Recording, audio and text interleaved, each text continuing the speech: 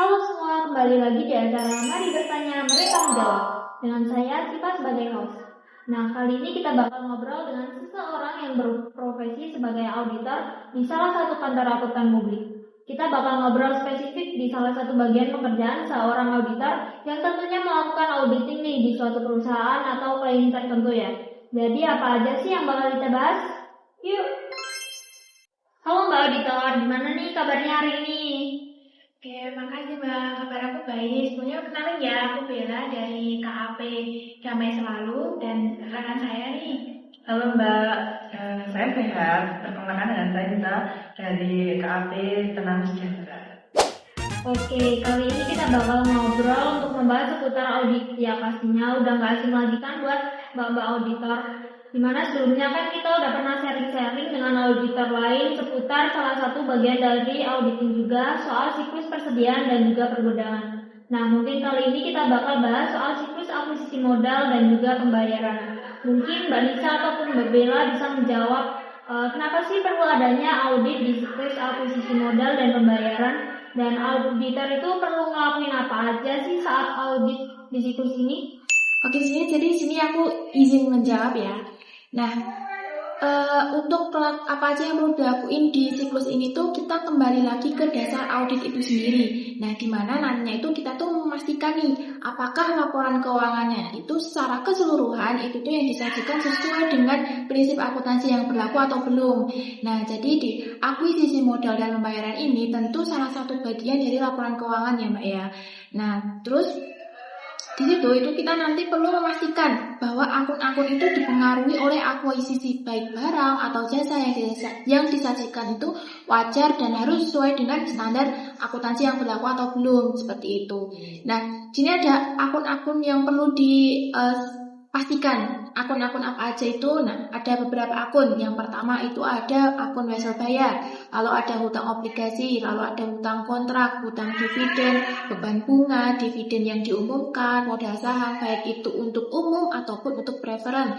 Lalu ada juga untuk saham treasury juga. Nah, kemudian ada juga nih kita juga harus memastikan terkait akun kepemilikan melalui rekening modal, pendapatan yang disimpan, dan masih ada beberapa akun-akun lain yang tercantum dalam laporan keuangan itu yang perlu kita pastikan apakah itu sesuai atau tidak, seperti itu.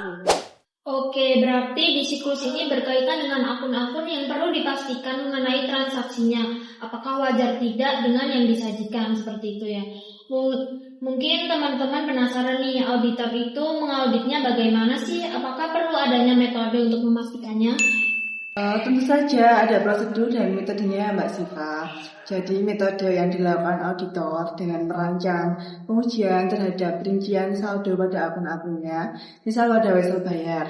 Tentu auditor perlu yang namanya pertimbangan soal resiko bisnis klien, resiko bawaan, resiko pengendalian, kemudian hasil pengendalian dan pengujiannya lainnya. Gitu ya Mbak. Seperti yang dibahas oleh Mbak Nisa tadi soal wesel bayar, di mana wesel bayar itu sebuah surat utang yang berisi perjanjian antara debitur dengan kreditur ya. Nah, wesel bayar ini kan sudah diterbitkan nih Mbak. Lalu auditor itu perlu mengaudit mengenai apa saja sih di wesel bayar ini Mbak? Jadi auditor itu perlu mengaudit mengenai wesel bayar ini untuk memastikan nih Mbak terkait pengendalian internal di perusahaannya. Apakah itu sudah memadai atau belum? Kembali ke tujuan audit di siklus ini Mbak terkait akun-akunnya. Di wesel bayar ini transaksi untuk pokok dan bunganya harus dicatat dan diotorisasikan dengan benar. Kemudian pada kewajiban dan akun beban bunga harus dinyatakan dengan benar. Serta pengungkapannya harus memenuhi tujuan audit, penyajian, dan pengungkapannya. Oke, berarti pengendalian internalnya itu juga bisa berpengaruh ya Mbak pada penyajian wesel bayarnya. Nah, soal penyajiannya nih Mbak, mungkin nggak sih Mbak adanya kesalahan soal pernyataan di akun seperti kesalahan pada beban bunga atau yang berkaitan dengan wesel bayar yang belum dibayarkan. Nah, terus gimana sih Mbak dalam menghadapi kemungkinan adanya salah saji dari pernyataan ini Mbak?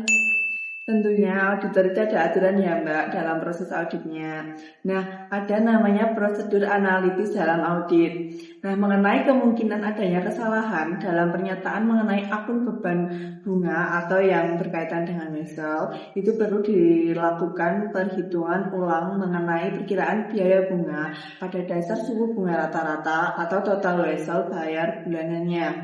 Kemungkinan ada misal kesalahan pada nota hutang, itu perlu membandingkan obligasi yang beredar dengan obligasi tahun sebelumnya. Oke, berarti memang perlu adanya prosedur ya Mbak di dalam auditnya. Nah, mungkin ini menjadi pertanyaan di sesi terakhir kita kali ini. Selain wesel bayar, audit di situs ini apakah ada yang lain nih Mbak? Tadi kan sudah disebutkan soal dividen, nah mungkin terkait modal saham atau dividennya. Nah, tentu ada ya, selain audit wesel bayar itu ada yang namanya audit modal saham, Mbak. Nah, jadi di audit modal saham ini tuh berkaitan dengan catatan transaksi modal saham. Nah, di sini tuh menilai terkait keakuratan dari transaksi modal saham yang dicatat. Kemudian juga terkait penyajian dan pengungkapan dari modal sahamnya itu sendiri. Kemudian selain itu juga ada yang namanya audit dividen. Di sini itu kita tuh perlu memastikan nih mengenai dividen itu dicatat sesuai dengan kejadian secara nyata atau tidak, seperti itu. Lalu mengenai kelengkapan terhadap catatan dari dividen itu, lalu keakuratan dividen yang dicatat, kemudian perlakuan nih terhadap dividen itu yang belum dibayarkan itu akan menjadi kewajiban. Lalu mengenai utang dividen yang dicatat harus akurat. Kemudian ada juga nih, kita juga mengenai audit terhadap laba ditahan, yang dimana tuh tentu ini tuh sangat berkaitan ya dengan transaksi yang melibatkan laba ditahan. Jadi mungkin segitu aja sih Mbak audit dari situs ini. Oke, terima kasih banyak nih buat Mbak Nisa dan juga Mbak Bella yang sudah meluangkan waktunya hari ini untuk sesi ngobrol kita kali ini. Nah, terima kasih juga buat teman-teman yang sudah menonton. See you next time and bye-bye. Perlu